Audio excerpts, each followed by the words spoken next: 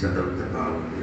ఒకటే పాపముల విషయంలో శుద్ధీకరణ తానే చేసి దేవదూతల కంటే ఎంత శ్రేష్టమైన నామం పొందెనో వారి కంటే అంత శ్రేష్ఠుడై ఉన్నత లోకమందు మహామహునుడగు దేవుని కుడిపార్శ్వమున కూర్చుండెను.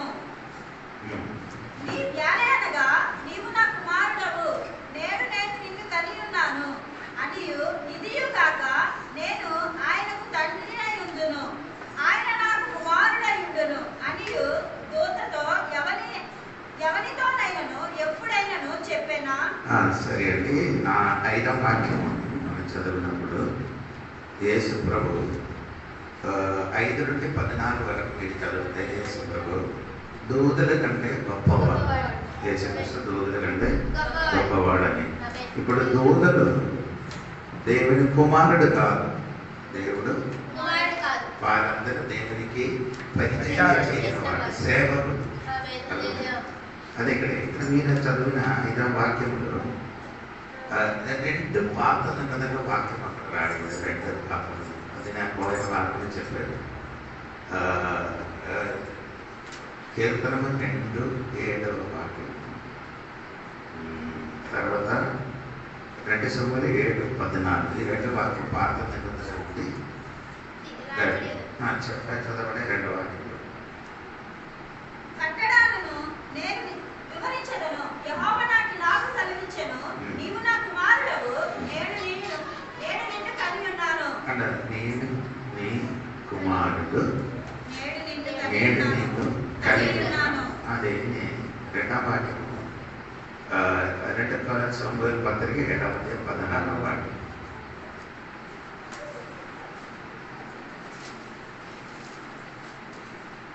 నేను అతనికి తండ్రినై ఉండును, అతడు నాకు కుమారుడై ఉండును. ఈ 2 వాక్యం అక్కడ రాయబడి 2వ వాక్యం 2 కీర్తనలు 7వ వాక్యం యేసుక్రీస్తు గురించి. 2 Samuel 7:14 వాక్యము దావీదు తన కుమారుడు సలోమోను గురించి చెప్పిన మాట. ఇది 2 పౌలు గారు ఇక్కడ రాసినది యొక్క కారణం ఉంది. కారణం ఏమనగంటే యేసు ప్రభు దేవుడి కుమారుడిని తెలియపరచడానికి దేవునికి స్తోత్రం అనే అర్థము మీకు తెలుసుకోవాలి. దేవునికి స్తోత్రం. ఇక్కడ మీరు చూడగలిగినప్పుడు యేసు ప్రభు దేవుని కుమారుడు అని నానా వాక్యము ఈ రోజు ఎనక తెలుగులో రాశారు. రేపు ఈ దేవుడు పని అప్పుడు ఇప్పుడే నేటికి అవును కదా. అదే పట్టం అక్కడ రాయబడి అంటే 3వ అధ్యాయం 3వ అధ్యాయము 8 వాక్యము 3వ అధ్యాయము 15 వాక్యము 13 చూడండి. నేటికి టుడే అనబడే సమయం ఉండగానే అంటారు. Today English Today while there is still opportunity. 15వ వాక్యం చూడండి. Today Yes. Today while there is still opportunity. అంటే అయింది తెలుగులో దానికి టుడే అనే పదానికి అది తెలుగు కరెక్ట్ అర్థం పడాలి. నేటు ఇప్పుడు దేవుడు పని అన్ని రేపు కాదు, రేపు ఈరోజు మన పని అనే రేపు దేవుడు పని ఏమవుతుంది. ఎప్పుడంటే సామెతల పుస్తకం 27వ అధ్యాయం 1వ వచనం చదివినప్పుడు అక్కడ సొలొమోను గారు చెప్పిన మాట మీరు ఆదరించండి. ఆయన చెప్పిన మాట అంటే మనిషిని అందరూ రేపుడు గురించి చింతించినప్పుడు దేవుడు ఏం చేస్తున్నారు, ఈ నేటి గురించి చింతించుతున్నారు. దేవునికి స్తోత్రం. అది మర్చిపోకూడదు. దేవునికి స్తోత్రం కలిగిన కాక. నేను చెప్పుకొని వచ్చిన విషయము దేవుని కుమారుడు యేసు ప్రభు దేవుడి కుమారుడు అని చెప్పడానికి ఈ మాట అన్ని తీసుకొని వచ్చారు. ఈ 2 వాక్యములు యేసు ప్రభు దేవుడు కుమారుడు అని చెప్పబడుతున్నాడు. దేవుడు యేసు ప్రభు దేవుడు కుమారుడు అని ఎనక తెలిసింది. దేవునికి స్తోత్రం. యోహాను సువార్త 3వ అధ్యాయం 16వ వాక్యం చదివినప్పుడు ఇక అందరికీ తెలిసింది దేవుడు లోకాన్ని ప్రేమించి అద్వితీయ కుమారుడు దేవుడు కుమారుడు అని. దేవునికి స్తోత్రం. 2వ వాక్యం చూడు. రామపత్రిక 1:5వ వాక్యం చదివినప్పుడు యేసు ప్రభు మరణం నుండి లేపబడినప్పుడు దేవుడు కుమారుడని పిలువబడిన దేవునికి స్తోత్రం. అక్కడే ఈ టుడే అని పదానికి అర్థము దేవునికి స్తోత్రము. అది నా అర్థం అంటే ఆయనకి జన్మించిన దేవునికి స్తోత్రము. అక్కడ తెలియదు దానికి ఆరంభము దేనికి జన్మించడానికి. యేసు ప్రభు జన్మము అంటే అవతారణ కొరకు దానికి ఒక ఆరంభం ఉంది, కానీ అది ముందుకు ఆయన ఉంది. జన్మించిన మునిపి ఆయన ఉన్నవాడు, కానీ మనుషులుగా ఈ లోకంలోకి వచ్చినప్పుడు దానికి ఏముంది? ఒక ఆరంభం. అది అందుకని ఆ పదం అక్కడ రాయబడింది. దేవునికి స్తోత్రం. మర్చిపోకూడదండి, దేవునికి స్తోత్రం. కుమారుడని పదము, కుమారుడని పదము ఎప్పుడంటే మీకు అర్థం తెలుసుకోవాలి. దేవునికి స్తోత్రం. కుమారుడని పదము ఎప్పుడంటే యెషయా 9 అధ్యాయము 6వ వాక్యములో మీరు చూడండి.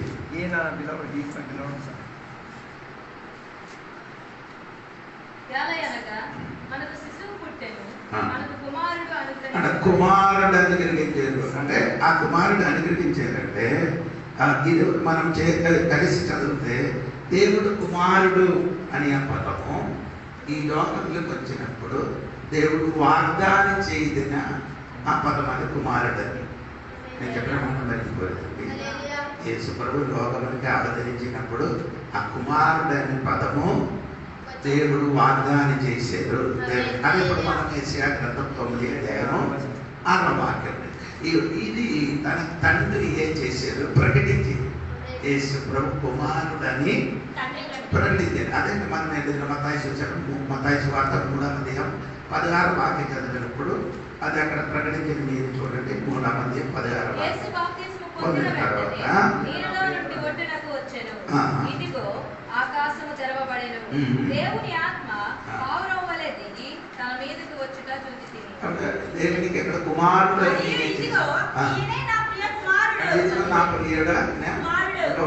యేసు ప్రభు కుమారుడని తండ్రి ఏం చేశారు? ప్రకటించారు. ఇప్పుడు వాగ్దానం చేసిన ఆ కుమారునికి అందరి సమక్షంలో యేసు ప్రభు దేవుని కుమారుడని ప్రకటించారు. అది మాత్రం కాదు, యేసు ప్రభు మరణం నుండి పునరుద్ధానం పొందినప్పుడు దేవుని కుమారుడు అయింది. అదే రోమాపత్రిక 1 అధ్యాయము 5వ వాక్యం చూడండి. రోమాపత్రిక 1 అధ్యాయం 5వ వాక్యం చూడండి.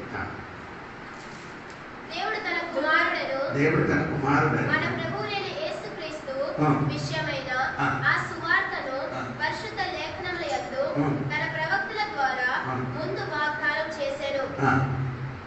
అప్పుడు యేసు ప్రభు పునరుద్ధానం పొందినప్పుడు తన కుమారుడని ప్రవక్తలుగా ప్రకటించారు. అప్పుడు నేను చెప్పొస్తున్నానంటే మర్చిపోకండి, దేవునికి స్తోత్రం కలిగారు. అప్పుడు టుడే నేను ఏం చేసేది జన్మించారు అంటే ఆయన మనిషి అవతారానికి ఒక ఆరంభం ఉంది, కానీ ఆయన దైవత్వములకి ఏం లేదు. మనుష్యత్వములకు వచ్చినప్పుడు ఆరంభం ఉంది, కానీ దేవుడుగా ఉండినప్పుడు దానికి ఏం లేదు. ఎందుకనగా నేను చెప్తున్నారంటే మీకా గ్రంథము 1వ అధ్యాయం 5వ అధ్యాయము 1వ వచనం చూడండి. మీకా గ్రంథము 1వ వచనం. అయితే సమూహములుగా ముందుగాన సమూహముగా కూడుము, శత్రువులు మన పట్టణమును ముట్టుడి పేర్చున్నారు, వారి ఇశ్రాయేలు న్యాయాధిపతిని కర్రతో చెంప మీద కొట్టుచున్నారు.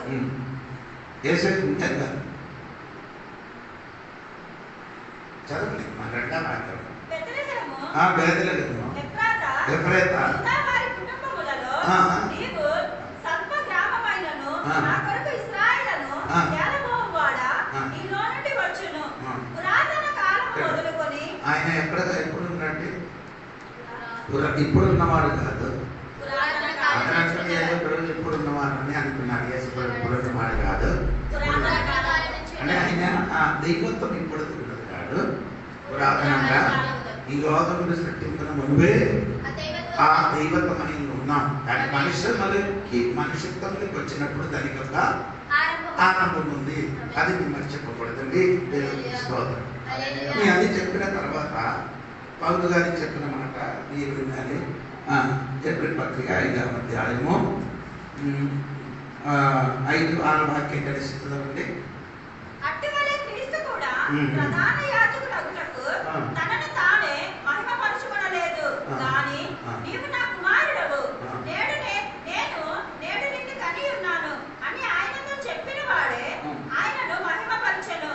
ఆ ప్రకారమే నీవు మెల్కీసెదెకు యొక్క క్రమము చొప్పున నిరంతరము యాజకుడు అయి ఉన్నావు.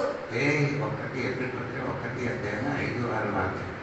యాలయనగా నీవు నా కుమారుడవు, నేను నేడు నిన్ను కని ఉన్నాను అనియు, ఇదియు గాక నేను ఆయనకు తండ్రినై ఉండును, ఆయన నాకు కుమారుడై ఉండును అనియు ఆ దూతలలో ఎవరితోనైనను ఎప్పుడైనను చెప్పెనా?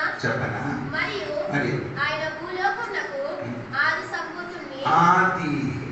సంపూర్ణుడు అంటే ఆది సంపూర్ణుడు అంటే దేవుడికి స్తోత్రం. ఇప్పుడు పుట్టినవాడు కాదు, ఆది సంపూర్ణుడు అని రాయబడినప్పుడు యేసు ప్రభు ఇప్పుడు పుట్టినవాడు కాదని దేవుడికి స్తోత్రం. దేవుడి వాక్యంలో చదివినప్పుడు మీరు సరిగా వినాలి. ఈ పదము బైబిల్ ఇది నేను పోయిన వారు కొంచెం చెప్పింది మీరు మర్చిపోలేదండి. ఈ పదము కొత్త నిబంధన 5 స్థానంలో రాయబడింది. ఈ పదము కొత్త నిబంధనలో 5 స్థానంలో రాయబడింది. అదొకసారి చూసి మనం ముందుకు వెళ్తాను. దేవుడికి స్తోత్రం కలిగిన కదా. కొలొస్సీ పత్రిక 1:15 వాక్యం ఉంటుంది.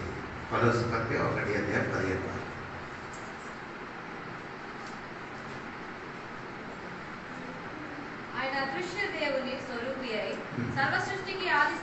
ఆది సంపూర్ణుడు. ఇది ఎలాగంటే తండ్రి అయిన దేవునితోని అనాది కాలం ఉన్న యేసు ప్రభువున్న సంబంధం గురించి రాయబడింది. ఏమండి? తండ్రి అయిన దేవుడితో యేసుక్రీస్తుని ఎప్పుడుంది? అనాది కాలం, ఇప్పుడు ఉన్న కాదు, ఎప్పుడు నుండి? పురాతన కాలం నుండి ఉన్నాడు దేవుడికి సోదరు. అదే ఆ వాక్యానికి అర్థం. ఇది రెండవది అదే వాక్యం చూడండి. రోమపత్రిక కొలొస్సీ పత్రిక 1:15 వాక్యం చూడండి. 15 ఇప్పుడు 18 చదివారు, 17 చదివారు, ఇప్పుడు 18 చదవండి. ఆయన అదృశ్య దేవుని స్వరూపి అయి సర్వసృష్టికి ఆయన ఆది సంపూర్ణుడు అంటే ఇదే పదము ఎక్కడ రండి?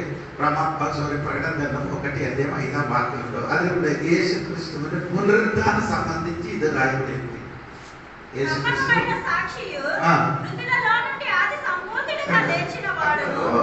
అంటే యేసుక్రీస్తు మృతులలో నుండి పునరుద్ధానం పొందిన వారిలో యేసుక్రీస్తు ఎవరండి? ఆది సంపూర్ణుడు. అర్థమైందా లేదా? అంటే లాసర్ కదా, లాసర్ని దేవుడు లేపారు కదా. అలాగైతే యేసు ప్రభు ఆది సంపూర్ణుడు, మృతుల్లోని ఆది సంపూర్ణుడు కాడు. ఈ వాక్యంలో మీకు వాక్యం చెప్పినప్పుడు అర్థం అంటే యేసు ప్రభు మృతులోని నుండి ఆది సంపూర్ణుడు. ఆది సంపూర్ణుడు అంటే లాసర్ లేపారు కదా యేసు. అప్పుడు ఎవరంటే ఆది సంపూర్ణుడు? లాజరు అయింది కానీ ఆడి లేపారు కానీ ఆయన చనిపోయారు. ఈ 5 కుమార్తెకి దేవుడు ఏం చేశారు? లేపారు. ఏమైంది? మళ్ళీ చనిపోయినట్టుగా వారందరూ చెప్పండి. మరణము నుండి చనిపోకుండా ఆది సంపూర్ణంగా లేచిన వాడు ఒక్కడే, యేసయ్య తప్ప ఎవరు కూడా లేదు. బాకీ అందరూ చనిపోయిన వారుగా ఉన్నారు. స్తోత్రం. ఇది 3వ వాక్యము, 3వ వాక్యం రోమపత్రిక 8:29 వాక్యం. తన కుమారుడు అనేక సహోదరులలో శ్రేష్ఠుడగునట్లు దేవుడు ఎవరిని ముందుగా ఎరిగెనో వారు తన కుమారుడితో సారూప్యము గలవారగుటకు వారిని ముందుగా నిర్ణయించెను. 29లో ఆ పదం ముందు కదా చూడండి. ఎందుకనగా తన కుమారుడు అనేక సహోదరులలో జ్యేష్ఠుడగునట్లు దేవుడు ఎవరిని ముందుగా ఎరుగునో వారు తన కుమారుడితో స్వరూప్యముగా గలవారగుటకు వారిని ముందుగా నిర్ణయించెను. He would be the firstborn. అక్కడ నీ తెలుగు బైబిల్లో ఆ పదం రాలేదండి. సహోదరులు తొలివాడు, జ్యేష్ఠుడు అంటే తెలియదు కానీ అది కాదు. ఇంగ్లీష్ లో ఏమంటే he would be the firstborn, అంటే మొదటి, the most beloved and honored among many believers. ఇది సంఘముతోనే సంబంధించిన విషయం. ఇదేమండి? సంఘంతోని సంబంధించిన విషయం. యేసుక్రీస్తు దేవుడు కుమారుడని మనము ముందుకు నిర్ణయించుచున్నారని రాయబడింది. అది సంఘంతోని ఉన్న సంబంధించిన విషయం, అనుబంధంతో చేయని ఉంటుంది. మనం ఇప్పుడు ఎబ్రీ పత్రికలో 1వ అధ్యాయము 6వ వాక్యం చదివినప్పుడు ఆ పదం అక్కడ ఉంది, దేవునికి స్తోత్రం. అదేంటి ఆయన అది ఆ పదం దేనికంటే ఆయన మనిషి అవధానం గురించి రాయబడింది. అదే 1:6 మనిషి అవధానం గురించి ఏం చేస్తున్నారు రాయబడింది. దేవునికి స్తోత్రం. 5వ అధ్యాయము 12-23వ వాక్యం చదివినప్పుడు అక్కడ కూడా మీరు చూడండి.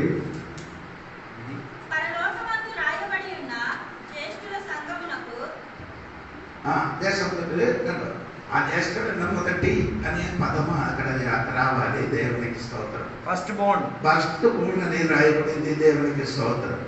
ఇప్పుడు ఇక్కడ ఇదన్నీ రాయబడింది ఏమంటే అర్థం ఏమంటే దేవునికి స్తోత్రం. ఫస్ట్ బోర్న్ అని చెప్పినది మొదటిగా జన్మించిన వారిగా ఉన్నారని కాదని అర్థం. దేవునికి స్తోత్రం. అన్నిటికీ మొదటి వాడని అర్థం. మీరు అర్థమైందా లేదంటే ఇక్కడ రాయబడింది ఫస్ట్ బోర్న్ అనే రాయబడింది. ఇప్పుడు జన్మించిన వాడు కాదు, అన్నింటికి మొదటిగా ఉన్నవాడని అక్కడ రాయబడింది. దేవునికి స్తోత్రం కలిగిన. ఇంకా మీరు అది తెలుసుకొని మీ ఎబ్రీ పత్రికలోకి మీరు రావాలి. ఎబ్రీ పత్రిక 1 అధ్యాయము 5, 6, 7 వాక్యం చూడండి. స్తోత్రం. నీవు నా కుమారుడవు, నేను నిన్ను కనియున్నానని ఇదియుగాక నేను ఆయనకు తండ్రినై యుందును, ఆయన నా కుమారుడై ఉండును అనియు ఆ దూతలతో ఎవరినైనను ఎప్పుడైనా చెప్పెనా? మరియు ఆయన భూలోకమునకు ఆది సంభూతుని మరలా రప్పించినప్పుడు దేవుని దూతలందరూ ఆయనకు నమస్కారం చేయవలనని చెప్పుచున్నాడు. ఇక్కడ మీరు చూడండి, ఈ 5, 6 నుండి 13 వరకు ఉన్న వాక్యం మీద చదివితే పాత నిబంధనలో ఉన్న 7 వాక్యములు అక్కడ రాయబడినది మనకు కనబడుతుంది. పాత నిబంధనలు ఉన్న 7 వాక్యం. అది నేను వాక్యం ఒకసారి చెప్తాను, మీరు చూడండి.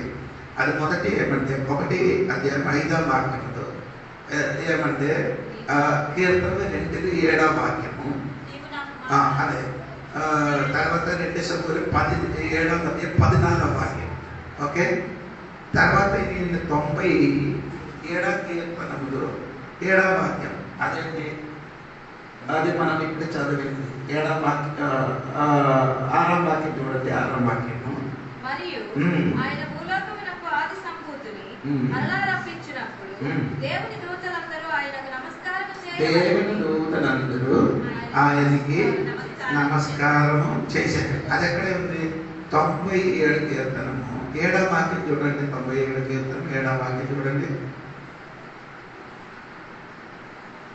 విగ్రహములను బట్టి అతిశయపడుచు చెక్కిన ప్రతిమలను పూజించి వారందరూ సిగ్గుపడుదురు. సకల దేవతలు ఆయనకు నమస్కారము చేయును. అంటే ఈ వాక్యం ఇక్కడికి వచ్చినప్పుడు అది పెద్ద తేడాగా వచ్చింది కదా. ఎబ్రీ పత్రికని చెప్పినప్పుడు దూతలని రాయబడింది. ఓకేనా?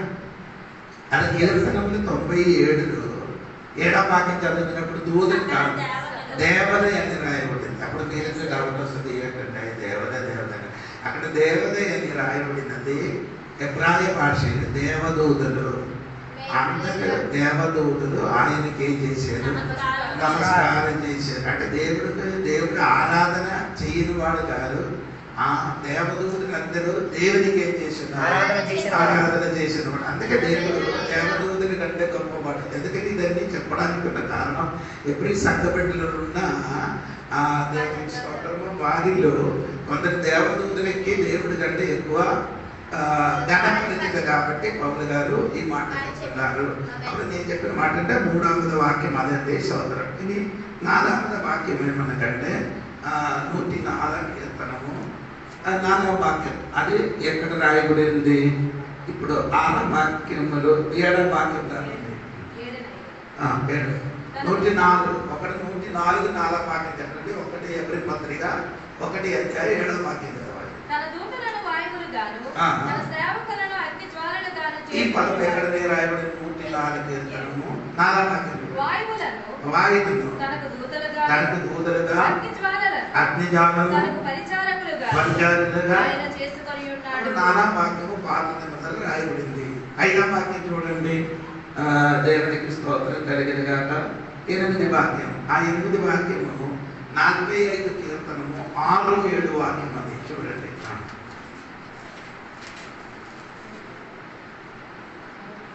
నీ బాణములు వాడిగలవి, ప్రజలు నీ చేత కూలుదురు. నీ బాణములు రాజు శత్రువుల గుండెలో చొచ్చును. దేవా, నీ సింహాసనము నిరంతరము నిలుచును. నీ రాజదండము న్యాయార్థమైన దండము. ఇది ఎక్కడ రాయబడింది ఏంటంటే ఇది 45 కీర్తనము 6, 7 వాక్యములు రాయబడింది. దేవునికి స్తోత్రం. దేవా, నీ సింహాసనము అది అక్కడే ఉన్నది. అది దేవునికి స్తోత్రం కలిగింది కాక. ఇది 6వది చూడండి. 102 కీర్తనము 26, 27 12వ వాక్యం చూడండి. 12వ వాక్యము. దేవా, నీ శత్రువులు నీ పాద కింద. అవును కదా? అదే 12వ వాక్యం. నీ వస్త్రము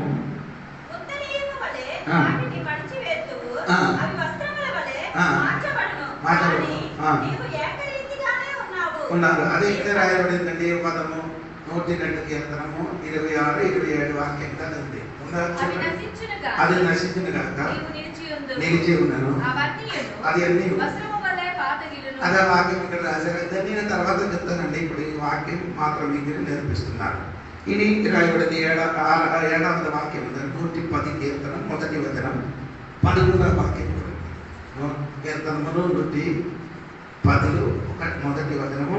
ప్రభువా, ప్రభుతో సెలవిచ్చిన వాక్కు, నేను నీ శత్రువులను నీ పాదములకు పీఠముగా చేయు వరకు. ఈ 7 వాక్యము 6 నుండి 13 వరకు చదివినప్పుడు పాత నిబంధనలో 7 వాక్యము రాయబడినట్టుగా మనము కనబడగలరు. అది ఒక్క వాక్యం మాత్రం కీర్తనం అనేది కాదు. ఒక వాక్యం మాత్రం కీర్తన. వాక్యాన్ని అంటే అందుకే కొందరు అనుకున్నారు కీర్తనంలో చదవద్దు, కీర్తనములో సంఘం చదవడం అక్కర్లేదని అనుకున్నారు. కదండి, కీర్తనములు కూడా విలువైన మాటే ఉంది. యేసయ్య గురించి కూడా కీర్తనములు రాయబడి ఉంది. 7 వాక్యములు చదివినప్పుడు 6 వాక్యం కీర్తనములు మనం చదివినప్పుడు యేసయ్య గురించే చెప్తున్నది 6 వాక్యం. దేవునికి స్తోత్రం. అది ఎలాగ తెలియాలంటే మీరు బైబిల్లో ఒక వాక్యం నుండి ఏం చేయాలి? కలిసి చదవాలి. అన్ని వాక్యానికి ఏముంది? సమర్థం కాదు. దానికి చెప్పడం చెత్త వాక్యం అంటే అది ఎక్కడ రాయబడింది? అదే మాట ఎక్కడ? యెషయా గ్రంథంలో ఉంది రాయబడింది కదా. అది ఒకసారి కూడా చదవండి. యెషయా గ్రంథము 30వ అధ్యాయము ఒకసారి మీరు 16వ వాక్యం ఉందని అనుకున్నారు. స్తోత్రం. 30:16 నేను కూడా చూస్తాను.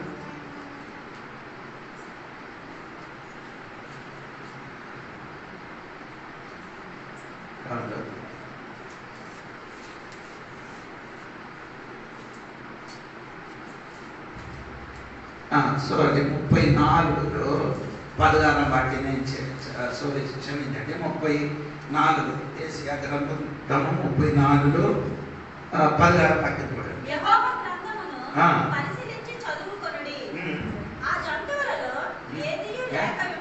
ఆ గ్రంథంలో ఏం లేదు. జంతువులు కాదు, పరిశీలించి చదువుకొనుడి. తర్వాత జంతువు కదమ్మా తెలుగులో అనగా ఉంది కాదు. దేవునికి స్తోత్రం కలిగింది కాదు. మీరు జంతువు కాదు, అక్కడ పశువు అనే అర్థం వస్తుందన్నమాట. దేవునికి స్తోత్రం కలిగింది కాదు. అది ఒకసారి కూడా చదవండి, నేను చెప్తానండి. యెహోవా గ్రంథమును పరిశీలించి చదువుకొనుడి. ఆ జంతువులలో ఏదీ లేక ఉండదు. దేని జత పక్షి దాని యొద్ద ఉండగా మానదు. అదే ఈ పుస్తకం మీరు చదివించి చూడండి. Look at and search the Lord's scroll and read what it is written. None of this will be missing. None will be without its mate. అంటే ఇదిలో దాని జతతో ఉన్నదాన్ని జతతో ఉంచినట్టుగా దేవుడు ఏం చేశాడు? ఒక వాక్యానికి ఇంకొక వాక్యం ఉంది, కలిపి పెట్టాడు. జత ఉంది. అది అర్థమంటే ఇదే వాక్యం ఆ వాక్యం ఉంది మనం ఇల్లు కట్టినప్పుడు ఇటుకే కట్టుతున్నారా, ఎలాగ కట్టుతున్నారు, ఇంకొకటితో ఏం చేస్తున్నారు, కలిపి అంటే జతపరిత లేకపోతే ఏమవుతుంది? అదే విధంగా దేవుడు వాక్యము చెప్పినప్పుడు, ప్రకటించినప్పుడు ఈ వాక్యముకి అదే ఏది వాక్యం చదువుతున్నారో అదే వాక్యానికి ఇంకొక వాక్యమే ఉండాలి. అది మీరు ఎలాగ చూడాలి? దేవుడు వాక్యం పరిశీలించాలి, వెతకాలి. ఆ వాక్యం ఎక్కడ ఉన్నారని వెతికినప్పుడు ఇదనగా దొరుకుతుంది. దేవుడికి స్తోత్రం. అనగా వాక్యంలో ఒక వాక్యంతోని కలిసి పెట్టితే మాత్రము మన జీవితం కూడా ఏమవుతుంది? కట్టబడుతుంది. మన జీవితం కూడా ఆత్మీయ జీవితము కట్టబడుతుంది. దేవుడికి స్తోత్రం. ఏదో కొన్ని మాటలు చెప్పుకుని ఉండే అప్పుడప్పుడు నీకేమవుతుంది? ఆ మాట ఒక సంతోషం కనిపిస్తుంది. అది ఒక్కొక్క వాక్యంతో సంబంధం లేకుండా మాట్లాడిననుకో అప్పుడు నీకు మంచిదిగా కనిపిస్తుంది. కానీ నీ జీవితం ఏం చేయదు. కట్టబడాలంటే ఈ వాక్యానికి సంబంధించిన ఇంకొక చెత్తపరిచిన ఒక వాక్యం ఉంది. అది వెతికి దానిలోని కలిపి నీ చెప్తే ఏం జరుగుతుంది? మన జీవితం కట్టబడుతుంది. దేవునికి స్తోత్రం కలిగింది కాక. అప్పుడు నేను చెప్పుకోండి మాట మీరు మర్చిపోకూడదండి. అప్పుడు 90 వాక్యంలో అక్కడ దేవత అని రాయబడింది. దేవత కాదు, దేవదూతలు. స్తోత్రం చెప్పండి. అప్పుడు ఎబ్రీ పత్రికలో పౌలు గారు చెప్తున్నారంటే ఆ దేవదూతలు కూడా ఆయనకి ఏం చేస్తున్నారు? నమస్కారం చేస్తున్నారని. ఆ వాక్యం ఒకసారి కూడా చదవండి, నీకు అర్థమవుతుంది.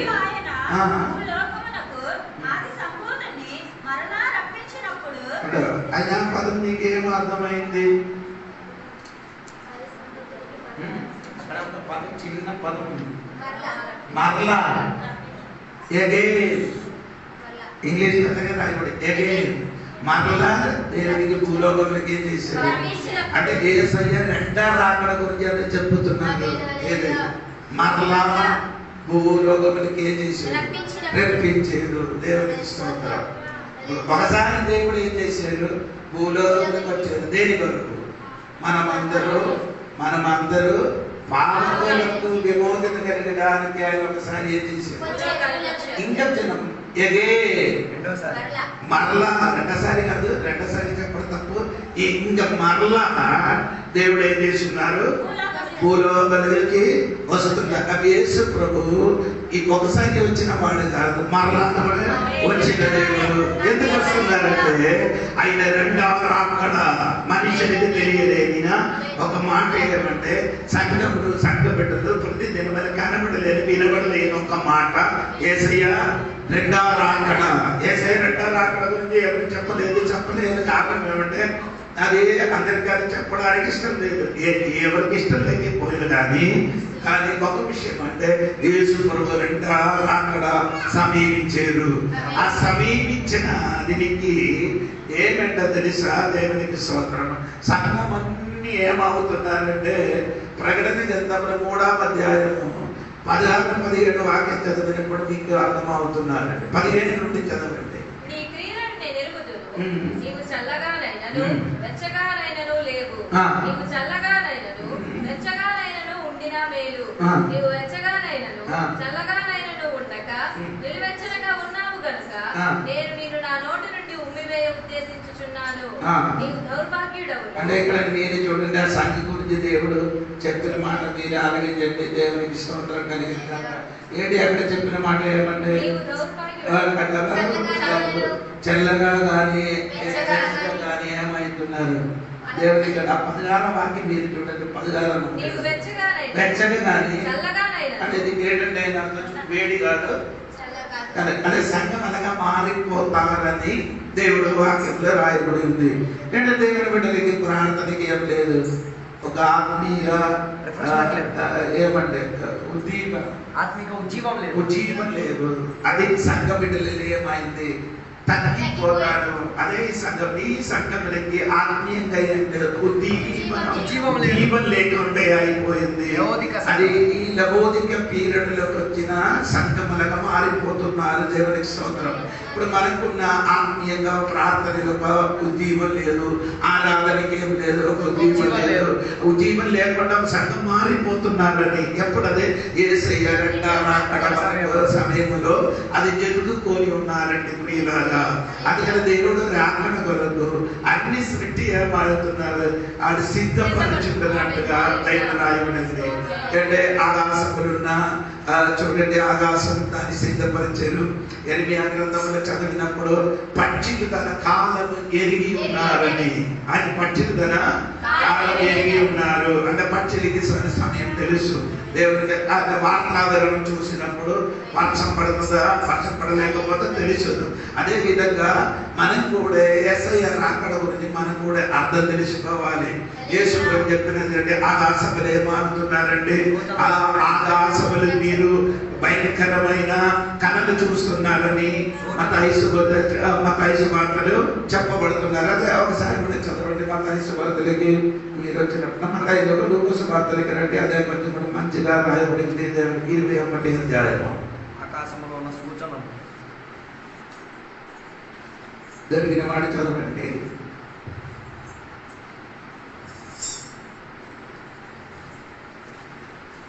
చూడండి 25వ వాక్యం చూడండి. There will be signs in the sun and moon and star and on the earth. మరియు సూర్య చంద్ర నక్షత్రములలో సూచనలు భూమి మీద సముద్ర తరంగములు రోషం వలన కలవరపడిన జనములకు అప్పుడు ఆకాశములు కనబడినట్టుగా మనం అక్కడ చూడగలుగుతున్నారు, సూచనలు చూడగలుగుతున్నారు. ఈయన మత్తయి దాని గురించి అది కూడా కలిసి చదివితే మనకు అర్థం అవుతున్నారు. దేవునికి స్తోత్రం. మత్తయి సువార్తలో మత్తయి సువార్త 29వ వాక్యం కూడా చూడండి. 24 ఆ దినముల శ్రమ ముగిసిన వెంటనే చీకటి సూర్యుని కమ్మును, చంద్రుడు కాంతినియ్యడు, ఆకాశం నుండి నక్షత్రం రాలును, ఆకాశమందు శక్తి ఆకాశం అనేది చెప్పిన మాట కరెక్ట్ కదండి. ఆకాశంలో సూచన ఉంది, దేవుడు పక్షి సూచన దేవుడు చెప్పారు. అది మాత్రం కాదు, అంజూర్పు చెట్టు ఏమవుతారు సిగిరింపబడుతున్నారని చెప్పారు. భూమిని జరిగిన విషయం చెప్పారు. భూమిలో స్థానిక భూకంపాలు జరుగుతున్నారని, అంటే యుద్ధములు జరుగుతున్నారు, కనుమలు జరుగుతున్నారండి. స్తోత్రములు అబద్ధ బోధనలు లేచిపోతున్నాయి. దేవుడికి స్తోత్రం కలిగిన కాక. అది మాత్రం కాదండి, సంఘ బిడ్డలు అనేక మందికి ఏం లేదు, ప్రేమ ఏమవుతుంది చల్లారిపోతున్నారని బైబిల్ అంటుంది. దేవుడికి స్తోత్రం. 24:12 ప్రేమ ఏమవుతుంది చల్లారిపోతున్నారు. ఇదన్నీ ఏంటి, ఎందుకు జరుగుతున్నారంటే దేవుడు రాకడ సమయంలో ఇలాగా జరుగుతున్నారు ప్రియులారా. ఒకసారి వచ్చినది ఆకర్షించడానికి అయితే, రెండోసారి మరలా వచ్చిన దేనికంటే సంఘ బిడ్డల కొరకు ఆయన వస్తున్నారని వాక్యాలు రాయబడింది. ఈ రాత్రిని మర్చిపోకూడదు. యేసు ప్రభు త్వరగా వచ్చుచున్నారు. దేవునికి స్తోత్రం కలిగిన కాక. అందుకని ఈ రాత్రికి మర్చిపోకూడదు. యేసు రాకడ కొరకు మనం ఏమో సిద్ధపాటు కలగాలి. దేవునికి స్తోత్రం. అదే సిద్ధపాటు కలగడానికి దేవుడు వాక్యం పంపిస్తున్నారు. పరిశుద్ధాత్మని పంపించి తన సంఘానికి సంఘ బిడ్డలకి దేవుడు ఏం చేసుకున్నారు, సిద్ధపరుచున్నారు. దేవునికి స్తోత్రం. మనం ఇక్కడికి వచ్చినప్పుడు ఆ చదివిన మరలా దేవునికి నేర్పిస్తారని నేను చెప్పాను. దేవునికి స్తోత్రం. ఇది ఎవరి పత్రికలకి మళ్ళీ మీరు తిరిగి రావాలి అంటే ఆ దేవదూతుడు అతనికి ఏం చేస్తున్నారు, నమస్కారం చేసినట్టుగా దేవుడు వాక్యంలో రాయబడి ఉంటుంది. అప్పుడు మీరు మరిచిపోకుండా దేవదూతులు ఏం చేస్తున్నారు, నమస్కారం చేస్తున్నారు. దేవునికి స్తోత్రం. అప్పుడు యేసు ప్రభునికి దేవదూతులు ఆరాధన చేసినట్టుగా బైబిల్ రాయబడి. అప్పుడు దేవదూతులు యేసయ్యకి ఏం చేస్తున్నారు, ఆరాధన చేస్తున్నారు. యేసయ్య దేవదూతులకి ఏం చేయలేదు, ఆరాధన చేయలేదు. అప్పుడు యేసు గురించి జన్మం, యేసయ్య ఈ లోకంలో పుట్టినప్పుడు దేవదూతులు ఏం చేశారు, లూకాసు సువార్త 2:10, 11, 12, 13 వాక్యం చదివితే దేవదూతల ఆ దేవదూతలు ఏం చేస్తున్నారు, సమూహముగా వచ్చి ఆయన సముఖంగా వచ్చి ఏం చేశారు? దేవుడు యేసయ్యను ఆరాధన చేసి ఆరాధన చేసినట్టుగా మనం చూడగలుగుతున్నాం. నాకు దేవదూతలు కూడా యేసయ్యకి ఏం చేశారు? ఆరాధన చేస్తున్నారు. నీ స్తోత్రం. రెండవది యేసయ్య గురించి మార్కు సువార్త 1:13 వాక్యం. ఆయన ఎడారికి వెళ్ళినప్పుడు ఎలా ఉందంటే 1:13 వాక్యం. ఆయన సాతాను చేత శోధింపబడుచు అరణ్యంలో 40 దినములు అడవి మృగములతో కూడా అంటే సాతాను చేత శోధింపబడడానికి ఎక్కడికి వెళ్ళారు? అరణ్యంలోనికి వెళ్ళారు. 4వ రోజు యేసు 4వ రోజు ఎవరి మధ్య ఉండేది? అడవి మృగములతోని ఉండినట్టుగా బైబిల్ రాయడం. 4వ రోజు యేసు ప్రభు అడవి మృగములతోని ఉండినప్పుడు కూడా ఆయన ఆ ఉపవాస ప్రార్థన ఆటంకం రాలేదు. ఉపవాస ప్రార్థనకి ఏం లేదు. ఎందుకంటే ఈ అడవి మృగములు ఎన్ని శబ్దం వేసినప్పుడు తనకి పైన కూడా పక్షులు కేకలు వేసి ఎగిరిపోయినప్పుడు కూడా ఆయన ప్రార్థనకి ఏం లేదు. మన ప్రార్థన అంటే ఎవడు ఏదైనా సమట పెట్టావేట కన్ను తిప్పుతున్నాను. మన ప్రార్థన కూర్చున్నప్పుడు గడిగడిగి సమయం చూస్తున్నారు. ఇది కదా మన జీవితంలో. మనకి యేసుప్రభు 4వ రోజు ఏకాంతంగా మనసుతో ఆయన ప్రార్థన చేస్తున్నారు. అది ఏకాగ్రత ఏం చేయలేదు. దూరం పడుతున్నానికి సాతాను సౌండ్ వినిపించారు. ఎనికి బట్టి సింహముల సౌండ్ వినిపించినప్పుడు కూడా ఏం చేయలేదు. ఆయన ఏకాంత మనసు మారిపోగలేదు. దేవుని స్తోత్రం. మన జీవితంలో మీరు చూడండి, ఆరాధనకి వచ్చిన వాడు ఎంతమంది ఏకాగ్రత మనసుతో కూర్చున్నారు. మీరు చూస్తే మీకు అర్థమవుతున్నారు. మీరు ఎరగా కూర్చున్నారు. ఇక్కడ కూర్చున్నారు కానీ నీ మనసు ఎక్కడ ఉంది? ఏదో చలవలు తిరుగుతున్నారు మాట. నీ ఇక్కడ శరీరంగా ఎక్కడ కూర్చున్నారు? నీ మనసు మాత్రము యేసు ప్రభు చెప్పిన 4వ రోజు నేను అడవి మృగంలో తోడుగా ఉండినప్పుడు నేను ఏం చేయలేదు. ప్రార్థనకి ఆటంకపరచలేదు. దేవుని స్తోత్రం. నీకు ఆడడానికి పాడడానికి బయటికి వెళ్ళినప్పుడు అన్ని సమయం ఉంది కానీ చర్చికి వచ్చినప్పుడు నీ ఎలాగ కూర్చోండి? సాతాను నీ మనసు అదే చేయగలదు. సాతాను వేరే చేయాలి. సాతాను వేరే ఏం చేస్తే నేను వెంటనే ఏం చేయొచ్చు నీ తెలిసిపోతుంది. 2 కొరింథీ పత్రిక 11వ అధ్యాయంలో 2వ వాక్యం చదివితే పౌలు గారు చెప్పిన మాట మీరు వినండి. దేవశక్తితో ఎడల ఆసక్తి కలిగి ఉన్నాను. ఎందుకనగా పవిత్రురాలైన కన్యకలుగా ఒక్కడే పురుషునికి అనగా క్రీస్తుకు సమర్పింపవలెనని మిమ్మును ప్రదానము చేసి తిని కాని సర్పము తన కుయుక్తి చేత అవ్వను మోసపరిచినట్లు మీ మనసులను చెరుపబడి. అంటే నీ మనసు ఏం చేస్తున్నారు? వేరే ఏం కాదు. సాతాను కదా 2 గొంపులతోని నల్ల బట్టలు తరిగికొని మీ దగ్గరికి వస్తే మీ పెట్టను తెలిసిపోతుంది. ఏదైనా శబ్దం వినిపిస్తే మీరేమవుతుంది? తెలిసిపోతుంది. అది ఎవరైనా ఏదో సాతాను శక్తి అవుతున్నారండి. అక్కడ చెట్టు తిరిగిపోని చూసినా నీకు తెలిసిపోతుంది ఎవరండి. కానీ నీ మనసుని సాతాను ఏం చేస్తుంది అది మీకు తెలియదు. సోదరు, అది సాతానికి అవసరము. నేను శరీరంగా కాదు, ఏదైనా కళ చూసి ఏదైనా చేసుకోరు కాదండి. నీ మనసు మార్చడము. దేవునికి స్తోత్రం కలిగినగాక. ఆ మనసుని దేవునితో నీకు ఏముంది? ఒక పురుషునితోని లేదు, ఒక పురుషునితోని పవిత్రురాలైన కన్యకలుగా ఒక్కడే పురుషునికి అనగా క్రీస్తుకు సమర్పింపవలెనని మిమ్మును ప్రదానము చేసి తిని తర్వాత కానీ సర్పము కుయుక్తి చేత అవ్వను మోసపరిచినట్టు మీ మనసులను చెరుపబడి క్రీస్తు ఎడలనున్న సరళత నుండి అప్పుడు నీ మనసుకి చెరిపితే యేసయ్య దగ్గర నుండి నీ దూరంగా వెళ్ళిపోతుంది అన్నమాట. సోదరం కలిగిన చాలా మంది మనుషుల హృదయం ఏమవుతున్నాం? మనసుకి ఏం చేస్తున్నావు? అది ఏది చెరుపుతున్నారు? నీ మనసుని చెరిపిన ఏ శక్తి అంటే నీ తెలుసుకోవాలి. దేవునికి స్తోత్రం కలిగిన కాక. ఆరాధనకి నీకు వచ్చినప్పుడు నీ ఏకాగ్రత లేకుండా నీ మనసుని చెరిపిన శక్తులు తెలిసిపోవాలి. ఇప్పుడు నేను చెప్పుకొని వచ్చింది కదండి, యేసుప్రభు 4వ రోజు సాతానుతోని అడవిలో ఉండినప్పుడు ఎడారిలో ఉండినప్పుడు దేవదూతలు ఆయనకి ఏం చేసినారు? పరిచయం చేసినట్టుగా. కాబట్టి యేసుప్రభు పుట్టినప్పుడు ఆయనకి పరిచయం చేసినట్టుగా మీరు చూడండి. మత్తయి సువార్తలో మీరు 2వ అధ్యాయంలో చదివినప్పుడు యేసుప్రభు ఎదిగినప్పుడు దేవదూతలు ఆయనకి ఏం చేసిన పరిచయం చేసినారు. అంటే దేవదూతలు అంటే తూర్పు దేశం నుండి ఆదిలు వచ్చి రాజులకు అడిగినప్పుడు ఈ 2 వయసుల కింద ఉన్న పిల్లలకి చంపడానికి హెరోదాలు చెప్పినప్పుడు మరియకి యోసేపుకి దేవదూతలు కర్రతో చెప్పారు, మీ ఇక్కడికి లేచి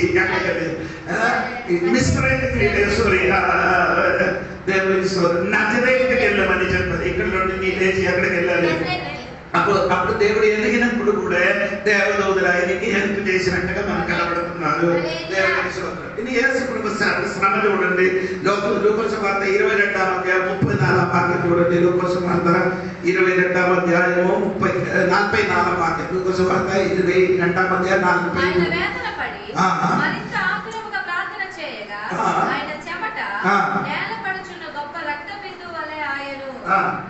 ఆయనకి బలపరచడానికి దేవదూతలు దిగి వచ్చారని ముందుకు తగ్గడ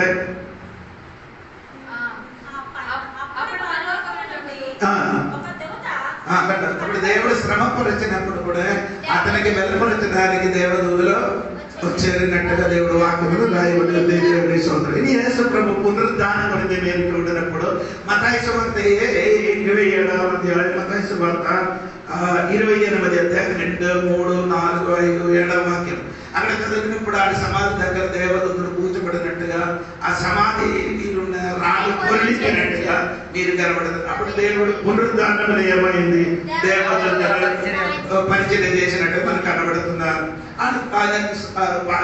స్వర్గారోహణ చేసినప్పుడు అపోస్తలుల గారికి 1 అధ్యాయం 10, 11 వారిని చూసినప్పుడు అక్కడ ఆ శిష్యులందరూ కూడా ఆకాశంలో దేని చూసినప్పుడు ఒక మాట చెప్పిన వెళ్ళండి.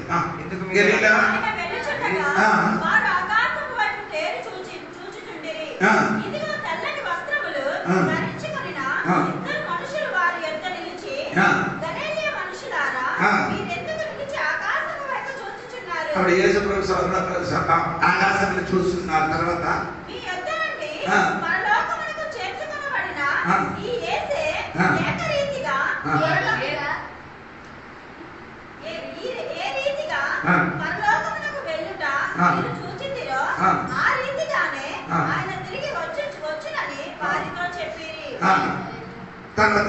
అప్పుడు వారు ఒలీవల కొన అనబడిన కొండ నుండి యెరూషలేమునకు తిరిగి వెళ్ళిరి. ఆ కొండ అంటే అక్కడ ఒక మేఘం అతనికి కప్పుకున్నారని రాయబడింది. అది మీరు విడిచిపెట్టినట్టుగా ఉంది. 9వ వచనంలో ఈ మాటలు చెప్పి ఆరోహణమైంది. అంటే దేవదూతలు ఇద్దరు అక్కడ సాక్ష్యంగా నిలబడుతున్నారంటే అప్పుడు యేసు ప్రభు పునరుద్ధాన ఆరోపణ చేసినప్పుడు కూడా దేవదూతలు పరిచయం చేస్తున్నారు. మీరు అక్కడ చూడబడుతున్నారు. ఆయన మేఘ ఆరోహణం అయినప్పుడు ఒక మేఘం ఏమైంది, అతనికి ఏం చేశారు, ఏది మేఘం ఆయన కప్పుకున్నారు ఆయన తిరిగి వచ్చిన అదే మేఘం యేసు తిరిగి వస్తుంది. ప్రకటన గ్రంథం 1 వాక్యం మీరు చదివితే నేను చెప్పిన మాట మీకు అర్థం అవుతున్నారు. ఇదిగో ఏది మేఘం ఆయన కప్పుకున్నారు అదే మేఘంలోని ఆయన తిరిగి వచ్చినట్టు సంఘబిడ్డలకి నేను చెప్పిన మాట ఏమంటే యేసు ప్రభు పరిచర్య చేసిన దేవదూతలకి మనకు కనబడుతున్నారు. దేవుని ఆ దేవదూతలకు కనబడినప్పుడు ఇన్ని మళ్ళీ ఎవరి పత్రికలకి రావాలి. ఆ దేవదూతల శక్తి గురించి ఇక్కడ రాయబడింది. 7వ వాక్యం దూతలకు ఏమైంది, వాయువు తన సేవలకు ఏమైంది. రెండు దేవతలు 2 శక్తి గురించి ఎక్కడ చెప్తున్నారు. ఒకటి వాయువు. దేవదూతలు ఏమవుతున్నారు, వాయువు అని చెప్పి నేను అర్థం అంటే దేవదూతలకి మనం కనబడరు. అర్థమైందా? దేవతలు మన కన్నికి కనబడలు కానీ మనకు పరిచర్య దొరుకుతుంది. నేను చెప్పింది మీకు అర్థం అవ్వలేదు. దేవదూతలకి మన కన్నుతోనే కనబడలేదు కానీ అప్పుడప్పుడు సమయంలో ఆయన పరిచర్యప్పుడు అంటే గాలికి ఎంత స్పీడ్ ఉందో అంత స్పీడ్ తోని తన పిల్లలకి పరిచర్య జరుగుతున్నారు. యేసు ప్రభు దేవదూతలు ఎలాగ పరిచర్య చేస్తున్నారో అదే విధంగా దేవుని బిడ్డలకి ఏం చేస్తున్నారు. 1 వాక్యం కూడా చూడండి. 1 వాక్యం వారందరూ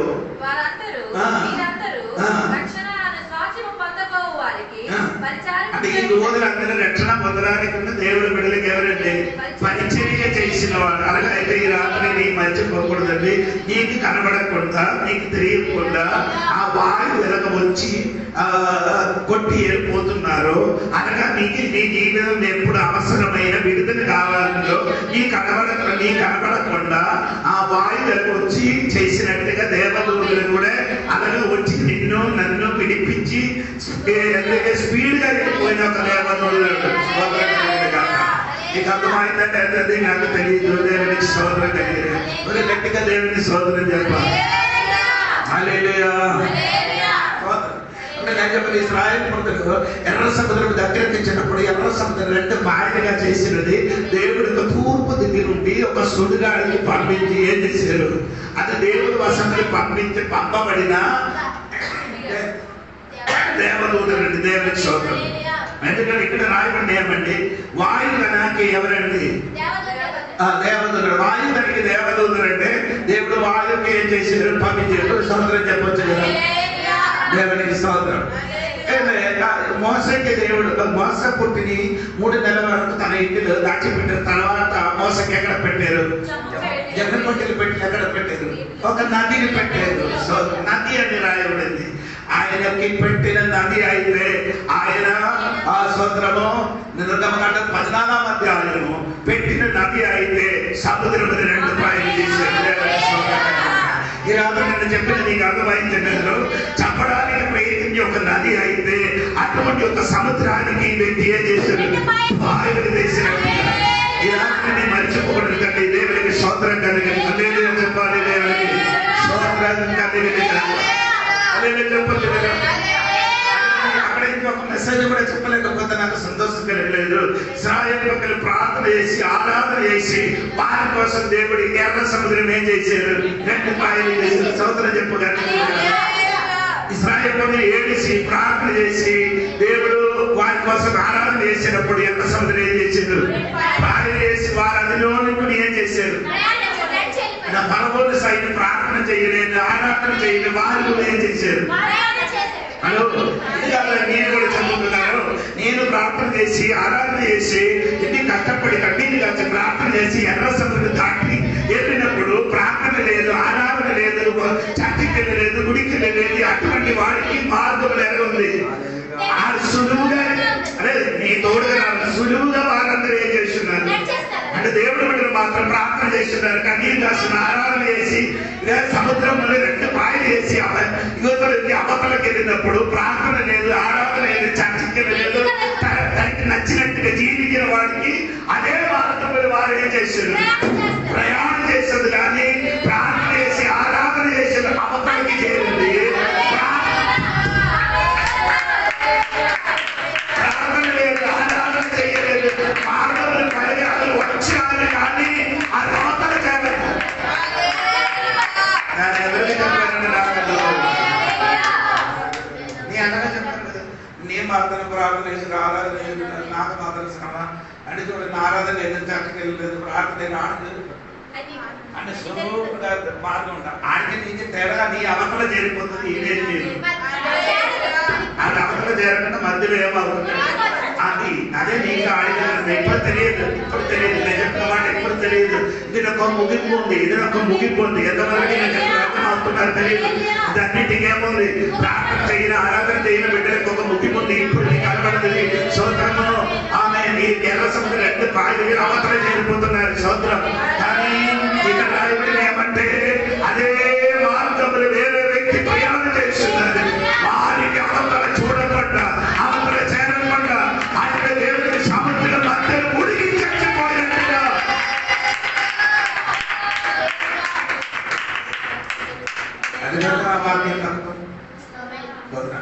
ఎప్పుడు ఎర్ర సముద్రం గురించి నేను ఎప్పుడు చెప్తున్నా ఏదైనా కొత్త విషయం తెలిసి వస్తుంది.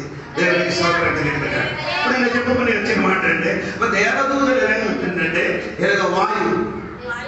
దేవుడికి స్తోత్రం. అంటే ఆయన స్పీడ్ గురించి ఎక్కడ రాయబడింది? దేవుడికి స్తోత్రం కలిగింది కాక. దేవదూతలు ఏమవుతున్నారు? స్పీడ్ కనబడలేదు, ఏమవుతున్నారు? దేవుడికి స్తోత్రం. స్పీడ్ ఉంది, దేవుడికి స్తోత్రం కలిగింది కాక. అలా నేను చెప్పొచ్చు కదా. రెండవ దేవుడు చెప్పిన మాట మీరు మర్చిపోకూడదండి. దేవదూతలకి ఏమవుతుంది? అగ్నిజ్వాలలు అన్ని రాయబడింది. దేవుడికి స్తోత్రం కలిగిన అగ్నిజ్వాల ఏంటంటే అది శక్తి కలిగిన ఉన్నది. అగ్నికి ఏముంది? శక్తి ఉంది. అది కనబడుతుంది కానీ ఏముంది? శక్తి ఉంది. అగ్ని ఎక్కడ పడితే ఏమవుతుంది? ఏదైనా ఒక అది ఎదురుగా నిలబడిన అన్ని శక్తికి ఏం చేస్తున్నారు? నాశనం. దేవదూతలకి శక్తి ఉంది. అది 2 రాజుల పుస్తకం 19వ అధ్యాయము 35వ వాక్యం మీకు అందరికీ తెలిసిన వాక్యం. అసురులే కొంత దూత దిగినప్పుడు 1,85,000 మనుషులకి చదవండి.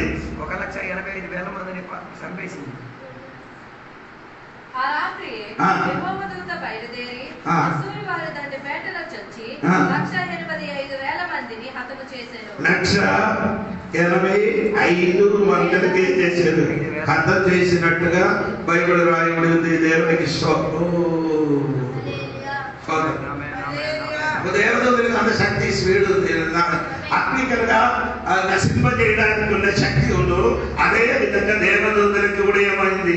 నశింపజేయడానికి ఏముంది? శక్తి ఉంది. ఒక్క దూత అక్కడికి దిగినప్పుడు 1,85,000 మందికి ఏం చేసింది? అంటే నీకు అర్థమవుతుంది. నీకు పనికిరంటే ఎర్రపత్రిక 1:14 మీరు చదివితే రక్షింపబడిన వాడికి ఈ దేవదూతలందరూ ఏం చేసినారు? పరిచయం చేస్తున్నారు. నీకు తోడుగా ఉండినది ఆమె దేవదూతలు తోడుగా నిలబడుతున్నారు. ఒడిశా ముఖ్యమంత్రి అయిన ఆ మోహన్ మాంచికి బ్లాక్ క్యాట్ ఆయనకి తోడుగా ఎప్పుడు ఎవరు ఉన్నారు? బ్లాక్ క్యాట్ నల్లల వస్త్రం ధరించుకొని వారికి ఏం చేయాలి? సంకల్పిగా ఉన్నారు. దేవునికి అలాగే చెప్తున్నారు. దేవునికి అంటే దేవుడి బిడ్డలకి అలాగే కనబడలేని దేవదూత శక్తి మనకు ఉంది. కనబడలేని దేవదూత శక్తి ఉంది. ఆ శక్తి ఏమంటే 1,85,000 చంపడానికి ఉన్న పవర్ ఉన్నదా? ఒక దేవదూతని నీకు పరిచయం చేస్తున్నారని ఎరిగి ఆ దేవునికి సరిగా శక్తితోని బలంతోని ఆరాధన చేయాలి.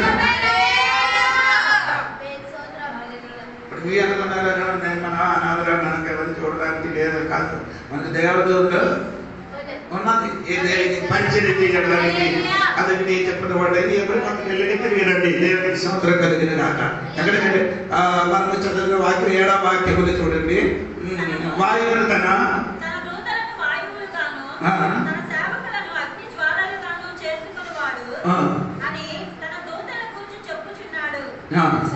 అంటే ఇక్కడ దూతల గురించి ఏం చేస్తున్నారు అంటే ఈ దూతలు మొత్తము దేవుడు చెప్పిన ఆజ్ఞలు పాటించినవాడు. అవును కదా? 7వ వాక్యం ఒకసారి చూడండి.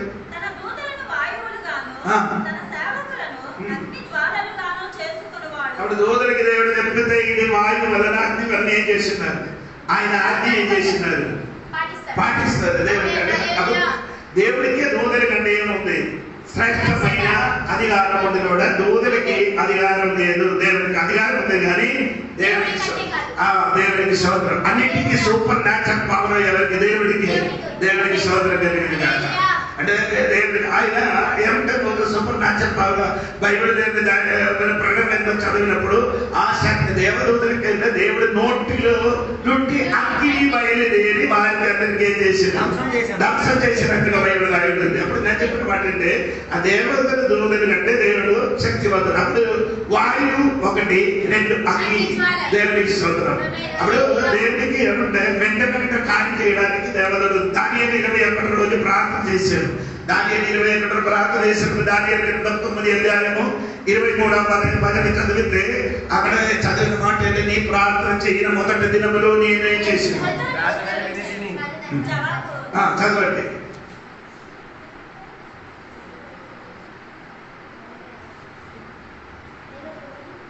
తొమ్మిది 23వ వాక్యం కదా.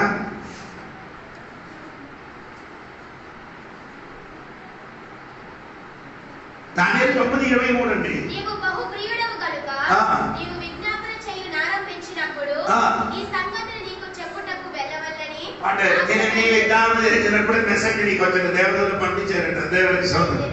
అంత స్పీడ్ విజ్ఞాపన చేయడం మెసేజ్ వచ్చింది, ఉత్తరం ఇచ్చారు. దేవునికి స్తోత్రం కలిగినగా దేవదూతలు దానిని ప్రార్థన చేసినప్పుడే ఆయన ఉత్తరం ఇచ్చారు. దేవునికి స్తోత్రం కలిగిన నేను చెప్పుకొని వచ్చిన మాట దేవదూతలు గురించి ఇక్కడ రాయబడింది. దేవునికి స్తోత్రం.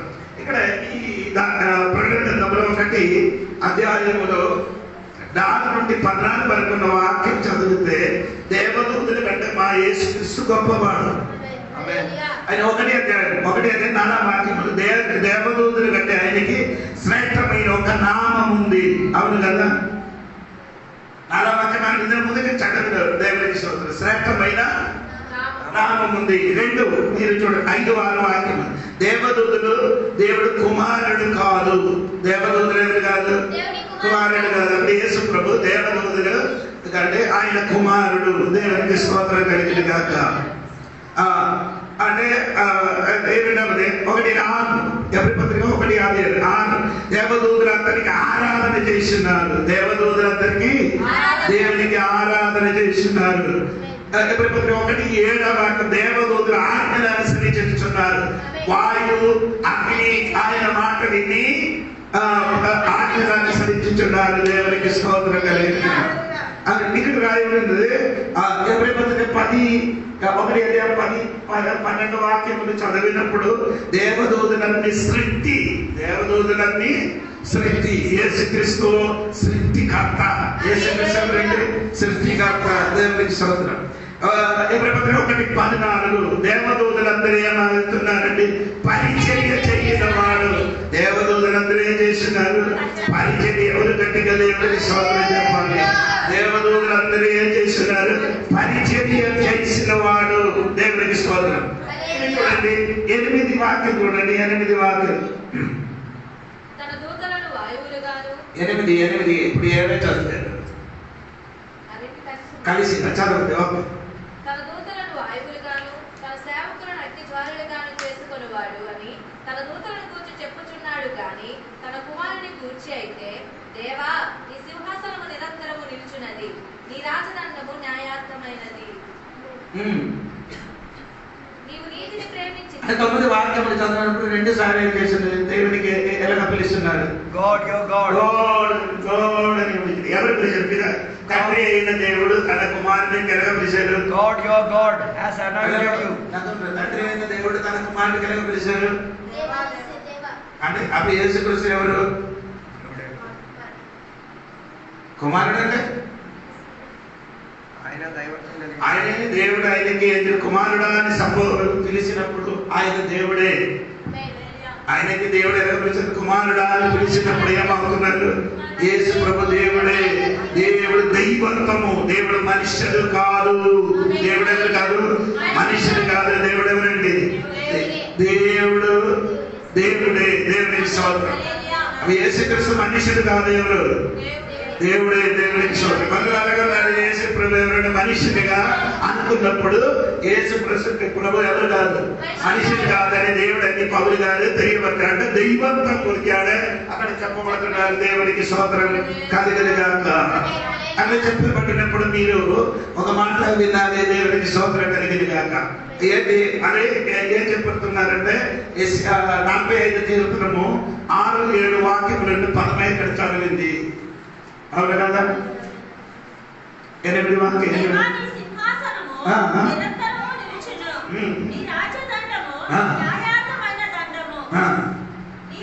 అంటే సరే అండి. ఇదే వాక్యం ఇక్కడ ఉంది కదా, మనం ఇప్పుడు చదివినది. అక్కడ 2 మాటలు మీరు చదివినది. దేవా నీ సింహాసనం, 2 నీకు రాజ్యం ఉంది. 3 విషయాలు రాయాలి. 1 దేవునికి ఏముంది? దేవునికి ఏముంది? సింహాసనం ఉంది. ఎంతమందికి అర్థమైంది? దేవునికి సింహాసనం. ఈ 3.5 సంవత్సరం భూమిని సంచరించినప్పుడు ఆయనకేం లేదు, ఏ సింహాసనం లేదు, ఏమి దొరకలేదు. కానీ ఆయన ఇంకా తిరిగి వచ్చినప్పుడు ఆయనకేముంది? సింహాసనం ఉంది. దేవునికి స్తోత్రం కలిగింది కదా. ఎంతమందికి అర్థమైందా? దేవునికి స్తోత్రం. యేసు ప్రభు పుట్టిన విషయం గురించి మరి చెప్పినప్పుడు ఆ లూకాసు 1:32-33 వాక్యంలో దావీదు సింహాసనం నేను అతనికి ఇస్తామని చెప్పారు. ఎవరి సింహాసనము? దావీదునికి ఎలాగా సింహాసనం ఉందో అదే విధంగా యేసుక్రీస్తుదే ఏముంది? ఈ భూమిని ఎక్కడ కూడా సింహాసనం లేదు. దేవునికి సింహాసనం ఉండేది. సింహాసనం ఉండేది ఎప్పుడు? మన భారతదేశంలో 600 పైన రాజులు ఏర్పాటు చేసిన వారికి అందరికీ ఏముండేది? ఇప్పుడు 600 రాజులు ఇప్పుడు భూమిలో రాజులు ఒక్కడుగా ఉన్నారు. కాబట్టి ఇప్పుడు లోకంలో ఎక్కడ కూడా ఏం లేదు. రాజు లేదు, సింహాసనం లేదు. ఎందుకంటే ఒక్క సింహాసనం మాత్రం ఉంది కాబట్టి. నాకు ఉన్న సింహాసనం శాశ్వతం కాదు. నీ సింహాసనము ఎప్పుడు ఉన్నది. దేవునికి స్తోత్రం కలుగునుగాక. నీ సింహాసనం ఎక్కడ ఉందండి? నిరంతరమైన సింహాసనం. ఈ రాత్రి తెలుసుకో, దేవుడు మనకి ఇచ్చిన సింహాసనం కూడా నిరంతరమైన సింహాసనము. దేవునికి స్తోత్రం. మత్తయి సువార్త 19వ అధ్యాయములో ఒక మనుషుడు విదేశములకు వెళ్ళి తిరిగి వచ్చినప్పుడు చూడండి. మత్తయి సువార్త లూకా సువార్త 19వ అధ్యాయము 22-15 రెండు వాక్యం చదవాలి. లూకా సువార్త 19:12-15 వాక్యం చూడండి త్వరగా. రాజకుమారుడు ఒక రాజ్యము సంపాదించు మరలా రావాలని దూరదేశమునకు ప్రయాణమై తన దాసులను 10 మందిని పిలిచి 15 వాక్యం. అతడు ఆ రాజ్యం సంపాదించుకుని తిరిగి వచ్చినప్పుడు ఆయన తన రాజ్యం ఏం చేసిన సంపాదించి తిరిగి వచ్చినప్పుడు ప్రతివాడును అంటే నేను చెప్పినప్పుడు ఆయన రాజ్యం సంపాదించి తిరిగి అప్పుడు రాజ్యం ఉంది, ఆయనకి సింహాసనం ఉందని చెప్పడానికి నేను చెప్తున్నాను. దేవుడు మత్తయి సువార్త 25వ అధ్యాయము 31 వాక్యం చదివినప్పుడు ఆయన కూర్చోబడిన సింహాసనం గురించి అక్కడ రాయబడి ఉంది. మహిమ కలిగిన సింహాసనం అని కూర్చోబెడుతున్నారంటే అంటే ఆయన సింహాసనం ఉంది. స్తోత్రం కలిగిన గాక. ఇదే విషయంలో ఏం చేస్తున్నారు మన దేవునికి స్తోత్రము. 1 కొరింథీ పత్రిక 15వ అధ్యాయం 24వ వాక్యం. 1 కొరింథీ పత్రిక 15వ అధ్యాయం 24వ వాక్యములు చదివినప్పుడు అక్కడ ఉన్న మాట ఏంటంటే అటు తర్వాత సమస్తమైన ఆధిపత్యము సమస్తమైన అధికారము కొట్టివేసి సమస్తం కొట్టివేసి దేవుని రాజ్యం అతనికే చేసినాను. ఈ రాత్రి చెప్పబడిన మాట ఏమంటే దేవునికి ఏముంది? సింహాసనం ఉంది, రాజ్యం ఉంది. దేవునికి స్తోత్రం. దేవునికి ఏముంది? సింహాసనం ఉంది, రాజ్యం ఉంది. రాజ్యం మాత్రం కాదు, ఇంకే ఆయనకి ఏముందండి? ఇప్పుడే చదివారు మీరు 8వ వాక్యం. రాజ్యదండం ఉంది. దేవునికి స్తోత్రం. ఏముందండి? ఆయన సింహాసనం ఉంది, రాజ్యం ఉంది, రాజ్యదండం ఉంది. రాజ్యదండం అంటే ఆ రాజ్యదండం చిన్నదే, అది పెద్దది కాదు. అది కర్రతోని ఉండొచ్చు, దాని లేకపోతే బెంగాన్తోని లేకపోతే వెండితోని అదే చెయ్యినది ఒక చిన్న కర్ర. ఆ కర్ర ఏముందంటే పట్టిలాగా తల అందులో పైన ఉండొచ్చు. ఏదైనా ఒక స్థలం తల ఉంది, పట్టిలాగా తల, లేకపోతే ఏమంటే ఒక పాము తల ఆ దండం మీద ఉంటుంది. దేవునికి ఇదే చూపించినట్టు అంటే ఆడుకునే అధికారం గురించి చెప్తున్నారు. దేవునికి స్తోత్రం కలిగిన ఇక్కడ మా దేవుడి చేతిలో ఉండిన అధికారం గురించి మీరు చూడండి. దేవునికి దేవా నీకేం చేసినారంటే రాజదండ ఆయన చేతిలో ఉందేట. దేవునికి స్తోత్రం. అలా అయితే మా దేవుడికి అధికారం ఉండినట్టుగా స్తోత్రం చెప్పండి. గట్టిగా చేయలేదు అంటే ఈ భూమిలో ఉన్న రాజుని చేతులు ఉన్న రాజదండ్రులు ఇక్కడ పక్షిలాగా ముఖం ఉండొచ్చు, లేకపోతే పాప యేసు ప్రభు చూడు 4 ముఖం కలిసిన వాడే. యేసు ప్రభు ఎరగదండి. ఒక పక్క చూస్తే ఎలాగ ఉందండి? పక్షిలాగా కనిపించింది. ఇంకొక పక్క చూడ సింహం ముఖం కనిపించింది. ఇంకొక పక్క చూస్తున్నట్టే ఎద్దుల ముఖం కనిపించున్నది. ఇంకొక ముఖం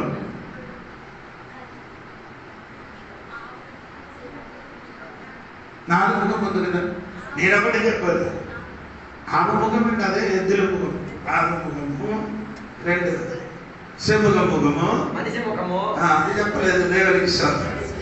అదే మీరు చెప్తానని అనుకోను కానీ మీరు అది చెప్పలేదు. ఇదన్నీ మనసులోకి నీ మనసులోకి ఏం చేయాలి? అది సంచయించాలి. మరియ వాక్యం లేనప్పుడు సంచయించినట్టుగా. అప్పుడు యేసు ప్రభుకి చూసినప్పుడు ఒక పక్క మనిషి ముఖం ఉంది, ఒక పక్క పశువుల ముఖం అంటే ఎత్తుల ముఖం ఉంది, ఇంకొక పక్క మక్షిరాల ముఖం ఉంది, ఇంకొక పక్క సింహుల ముఖం ఉంది. సోదరం కలిగిన కానీ ఈ లోకంలో రాజుల చేతులలో ఆ రాజదండ్రుల మాత్రమే ఆ తల ఉండినప్పుడు మా యేసు ప్రభువు అన్ని ముఖం కలిగి ఉండిన వాడు. దేవునికి స్తోత్రం. దేవునికి స్తోత్రం కలిగిన గాక. హల్లెలూయా చెప్పాలి. దేవునికి స్తోత్రం. హల్లెలూయా. చూసినప్పుడన్నీ అమెరికా డాలర్ మీద ఎగిరిపోగిన ఒక పక్షిరాజా ఉందండి దేవుని స్తోత్రం. ఆ డాలర్ మీద ఎగిరినాక పక్షిరాజా ఉంది స్తోత్రం. కొన్ని రాజుల బ్రిటన్ అంటే సింహం అండి. బ్రిటన్కి ఏముంది?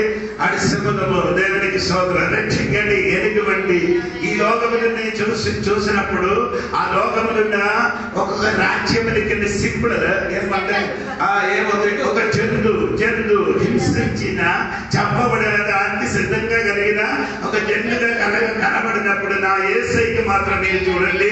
ఆయనకి యోహన్న గారు చూసినప్పుడు సింహంగా చూడలేదు. యోహన్న చూసినప్పుడు ఏమైందంటే దేవుని పక్షిరాజుగా కనబడలేదు. యోహన్న గారు చూసినప్పుడు దేవునికి మనిషి ముఖం కనబడలేదు. యోహన్న గారు చూసినప్పుడు స్వతంత్ర ఎద్దులుగా కనబడలేదు. యోహన్నాను చూసినప్పుడు ఏం కనబడదండి? ఇదిగో లోక పాలం మోసుకున్న గుర్రం పిల్లగా కనిపిస్తున్నారు. దేవునికి చెప్పాలి. ఈ రాత్రి మాటల గురించి ఒకరికి దేవునికి స్తోత్రం. ఆయన చేతులు ఏమంటే రాజదండం ఉంది. రాజదండం ఉంది. ఆ రాజదండము అధికారం ఎవరికి? రాజులే చెయ్యను. ఇప్పుడు దేవునికి స్తోత్రం కలిగింది. కానీ కొన్ని అధికారం వేరే ఒక మనిషిని ఆయన చచ్చిపోయిన తర్వాత ఆ అధికారం పొందుతున్నారు. మా యేసు ప్రభు చచ్చిపోయినా ముందుగా దేవుడు ఏం చెప్పారు తెలుసు? దేవుడికి స్తోత్రం ఏం చెప్పారంటే మా క్రైస్తవులు దేవుడు చచ్చిపోయిన తర్వాత యేసు ప్రభు లేచిన తర్వాత తన శిష్యులకి చెప్పిన మాట మా క్రైస్తవుల 28:19 అది చదవద్దు, మీకు అందరికీ తెలుస్తున్నారు. యేసు ప్రభు తన శిష్యులకి సకల మనుషులకు శిష్యులుగా చేయమని యేసు ప్రభు నేను లోకమును ఏం చేశాను? భూమికి స్వర్గములున్న సమస్య అధికారము స్తోత్రం కలిగింది. రాజదండం ఏమనగా అది అధికారం చెందినది. రాజదండం ఏమంటే అధికారం చెందిన వారి దేవునికి స్తోత్రం కలిగింది కనుక ఆ అధికారం యేసు ఎవరికి ఇచ్చి వెళ్ళిపోయారు? మనకిచ్చి దేవుడు తిరిగి వెళ్ళిపోయి స్తోత్రం కలిగింది కనుక అందుకని నీకు సింహాసనం ఉంది. దేవునికి స్తోత్రం. దేవుని సంఘటనకి సింహాసనం ఉంది. ప్రకటన 2వ అధ్యాయంలో చదివినప్పుడు జయించిన వాడు తన సింహాసనం కూర్చోబెడుతున్నారు రాయబడి ఉంది. ఇప్పుడు దేవుని సంఘటనకి సింహాసనం ఉంది. దేవుని సంఘటన సింహాసనం మాత్రంగా అధికారం ఉంది. అధికారం మాత్రంగా రాజ్యం ఉంది. కొలొస్సే పత్రిక 1:13 వాక్యములు చదివితే కొలొస్సే పత్రిక 1:13 వాక్యము అంధకారం నుండి దేవుడు మమ్మను రెప్పించి ఏం చేశారండి? తన కుమారుడి రాజ్యములు వారసులుగా చెప్పండి. దేవుడికి చదువు ఒక రాజ్యం నుండి ఒక రాజ్యంలోకి దేవుడు మమ్మల్ని తీసుకేసి అంధకారం నుండి అంధకార రాజ్యం. ఏది రాజ్యం అండి? ఇదిని ముందుకు మనం ఉన్న రాజ్యం ఏమండి? అంధకార రాజ్యం. హలో, ఇదిని ముందుకు మనం ఉన్న రాజ్యం అంధకారం. అంధకారం ఏంటంటే పరమోన సైనికులు ఉంటే అంధకారమైన రాజ్యములను తెప్పించి దేవుడి రాజ్యములకు తీసుకొచ్చినట్టుగా ఈ రాత్రి దేవుడి సంఘములు ఆ చీకటి రాజ్యము నుండి దేవుడి రాజ్యములకి మమ్మల్ని తీసుకొని వెళ్ళిపోయి కుమారుడు రాజ్యములు నీ వెళ్ళినప్పుడు ఒక్కడిగా వెళ్ళలేదు. నీ ఒక రాజ్యం నీ తోడుగా ఉంది. ఒక రాజ్యం తోడుగా నీకు మాత్రం కాదు, ఒక అధికారం నేను చెప్పిన మీకు అర్థమైందా? ఒక రాజ్యం మీద నీకు వచ్చినప్పుడు నీ వెళ్ళినప్పుడు నీ మాత్రం కాదు, ఒక రాజ్యం కూడా నీకు వడదు. రాజ్యం వల్ల అధికారం కూడా నీకు తండ్రి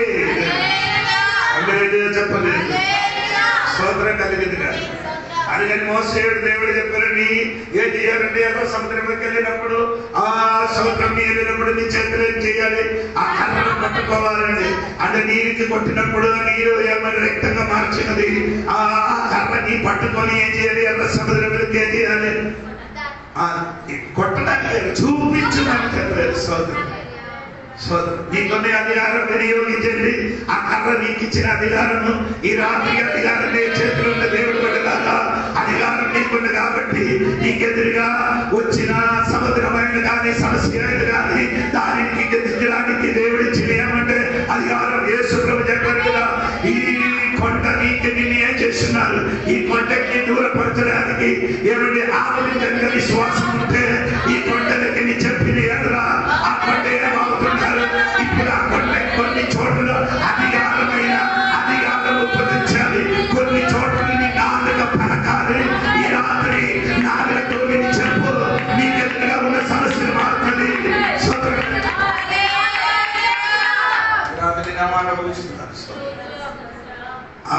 విశ్వాసం ఉండే కొండ ఏమవుతుంది? ఇక్కడ నుండి సముద్రం. ఎందుక కొండ? యువతలో ఉన్న నిన్ను అవతల కనిపించకుండా అట్టిగా నిలబడిన ఆ కొండ ఈ రాత్రి తొలగాడు. చెప్పండి, నీకు కనిపించకుండా, నీ కుటుంబానికి కనిపించకుండా, నీ పిల్లలకి కనిపించకుండా, నీ సంఘానికి కనిపించకుండా అట్టిగా నిలబడిన కొండకి ఏం చేయలేదు. ఇప్పుడు నీ కొట్టడానికి అక్కర్లేదు. నీ నాలుగు పలికి యేసు నామములు విశ్వాసం చేసి పలికితే ఆ కొండ నుండి తొలగి ఇక్కడ నిలబడి అక్కడ కనిపించినట్టుగా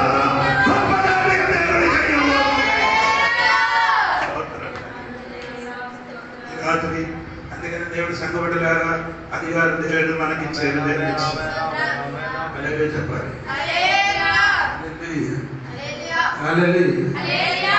ఎస్తేరు 3 దినములు ఉపవాసం చేశారు. ఉపవాసం చేసినప్పుడు 1 నెల వరకు 3 నెలల వరకు రాజసన్నిధి దగ్గర కూడా వెళ్ళకూడదండి. ఎవరు? రాజులు ఆజ్ఞ. కానీ ఉపవాసం చేసి ప్రార్థన చేసి ఎస్తేరు ఆభరణం నిలబడినప్పుడు నిలబడిన రాజులు ఏం చేశారు? తన చేతులున్న రాజదండ్రి చూపించారు. ఈ రాత్రి దేవుడికి స్తోత్రం కలిగిన ఆ రాజదండ్రి నీ మీదకి దేవుడు చూపించడానికి రెడీ. ఉపవాసంలోని ప్రార్థనలోని ఆయన సన్నిధికి నిలిచేస్తే అధికారమైన రాజదండ్రి నీ ఇంటికి, నీ కుటుంబానికి, నీ పిల్లల మీదకి చూపిస్తుంది. దేవుడు సంఘపడారా? పౌలు గారు చెప్తున్నారు ఏమంటే, యేసు ప్రభు చెప్తున్నారు, దేవా నీకు సింహాసనం ఉంది, నీకు రాజ్యం ఉంది, నీకేముందండి?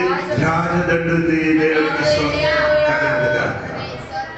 ముందుగా ఈ రాత్రి దేవుడికి చెప్పండి, ఆయనకు ఉన్నదాన్ని మనకిచ్చేది. అవును కదా? తిరగదు లేదు. దేవుడు వాక్యం నాకున్నదాన్ని నీదే. బైబిల్ వాక్యం ఇందుకు యోహాను సువార్త నాకున్నదాన్ని నీకే. దేవునికి స్తోత్రం. ఈ రాత్రి దేవుడికి ఉన్నది మొత్తం ఎవరికి? తన బిడ్డల కోసం. అధికారం దేవుడిది. అధికారం ఆయనది, నీకు అది ఇచ్చేది. సింహాసనం ఆయనది, అది నీకు ఇచ్చేది. రాజ్యం ఆయనది, అది కూడా నీకు ఇచ్చేది. నీ ఏది ఇవ్వాలంటే అన్ని నీకు ఇచ్చేది. ఏంటి? ఒకటి మాత్రం ఏమీ లేదు. ఏమండి? ఏంటి? ఇప్పుడు నీకు మనకి లేదు. దైవంతో నీకు లేదు. కానీ ఆయన వచ్చినప్పుడు ఆయన పోలిక మనం మారిపోతుంది. ఈ రాత్రి అది ఎరిగి దేవుడు సరే మాకని ముందుకు కొనసాగుతున్నా ఈ వాళ్ళ దేవుడు అందరికీ దీవించనుగా. పరిశుద్ధ మహోన్నత దైవానికి వందనాలు తెలియజేస్తున్నాం. ఈ పగటి రాత్రి వేళ దేవుని సన్నిధిలో దేవ మిమ్మల్ని శుద్ధి తీరడానికి, నీ వాక్యం సుఖలో నుంచి నేర్చుకు తీరడానికి దేవాన్ని కల్పించిన భాగ్య తరగతిని బట్టి దేవానికి స్తోత్రం. దేవ ఈ పగటి దేవ మా జీవిత విధానాన్ని మేము మరలా ఒకసారి పరిశోధన కలిగించుకు తీరడానికి, దేవ మా జీవితం, మా అంతరాత్మలో దేవ మేము మమ్మల్ని ఒకసారి కూడా పరీక్షించి తీరడానికి, దేవ వీక్షించి తీరడానికి దేవ మమ్మల్ని సహాయపరిచినందుకు దేవానికి స్తోత్రం.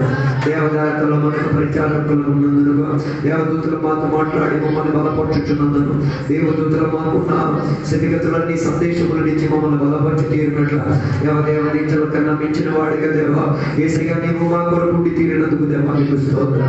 దేవ నీ రాజ్యం వచ్చి తీరినప్పుడు, నీ రాజ్య వ్యాప్తి కొరకు మేము జీవించి తీరడానికి, ఈ రాజ్యం గురించి నిలకడతం కలిగి తీరడానికి మా తండ్రి కూడా దేవా నీవు సహాయం దయచేయమని కోరుచున్నాం. దేవా నీ విధానంలో మమ్మల్ని సహాయపరచండి. దేవా ఏకాగ్రతలను పోగొట్టుకు తీరేటట్టుగా, సాతాను మనసులను చెదిపి తీర్చినట్టుగా, దేవ ఈ కాలంలో కూడా సాతాను కొందరి మనసును, ఆత్మీయతను, ఆరాధనను, వాక్య ధ్యానములను, ఆత్మశక్తిలో అనుబంధాన్ని చెదరగొట్టించి దేవా ఈ కాలంలో అన్ని పరిచర్యలన్నీ కూడా వేషధారణగా దేవా మా నిర్లక్ష్య బోధముతో దేవ దేవుని మీద భయము లేకుండా ఏదో చేస్తున్నాను ఎవరో చేస్తున్నట్టుగా చేసి తీరే ఒక ప్రవణతలోకి, నులవేచ్చనైన స్థితిగతులు మేము ఒప్పుకు తీరుతున్నాం. అలాంటి ఏదైనా నా ఆరాధనలో ఉంటే, నా ప్రార్థనలో ఉంటే, నా ఉపవాసములో ఉంటే, నీ ఆత్మసాన్నిధ్యతలో ఉంటే దేవా వాటిని నరికి వెయ్యండి దేవా. దానిలో నుంచి నేను వేరుపాటు చెంది తీరడానికి, అందులో నుంచి దేవ అంగీకరణ విధానం చెంది తీరేటట్టుగా దేవా మమ్మల్ని సహాయం దయచేయమని కోరుచున్నాం దేవా. దేవా యాగము కంటే శ్రేష్ఠ యాగములను నీవు మా కొరకు అప్పగించిన దానిని ఆ రక్తమును నడిచి తొక్కి వెళ్ళగలగాలి.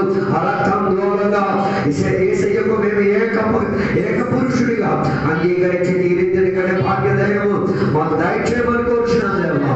ఇవ్వగటి వల్ల నీ వాక్యం సన్మాత్మని బలపరిచినట్టుగా మరొకరిలో దేవుడు ఉపవాసం పరాలని కోడికలు దేవ మమ్మల్ని బలపరిచి తీరినట్లుగా దేవ ఈ వాక్య పరిచయం మమ్మల్ని ఆత్మిక స్థితిగతులు బాగుపరిచి తీరని నమ్మకంతో జీవించి తీరడానికి సంఘానికి నమ్మకుడిగా అయ్యుండి ఆత్మశక్తికి నమ్మకస్తుడై ఉండి తీరి దేవ సేవకుడికి నమ్మకస్తుడై ఉండి తీరి సమాజానికి నమ్మకస్తుడై తీరి మారు మనసు పొందే చర్యలో మంచి మనసాక్షిని పొందుకు తీరి పరలోకంలో ఉన్న అంతరిక్ష గోళంలోకి ఎక్కి తీరడానికి కృపావాత్సల్యం దయచేయండి దేవ.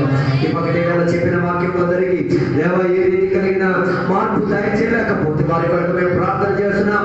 వారిని కడగండి దేవ, వారి మనస్థితిని మార్చండి. నిజంగా దేవుడు అంటే ఎవరో వారి బయలుపరచండి దేవ. వారి మీద పీడించబడి ఉన్న ప్రతి అంధకార శక్తి, దురాత్మ శక్తి, సాధారణ శక్తి మనసును కల్మషపరిచి తీరుతున్నా, మనసును చెరిపివేసి తీరుతున్నా, ఆ శక్తులను యేసునామములో కదించి తీరుతున్నా.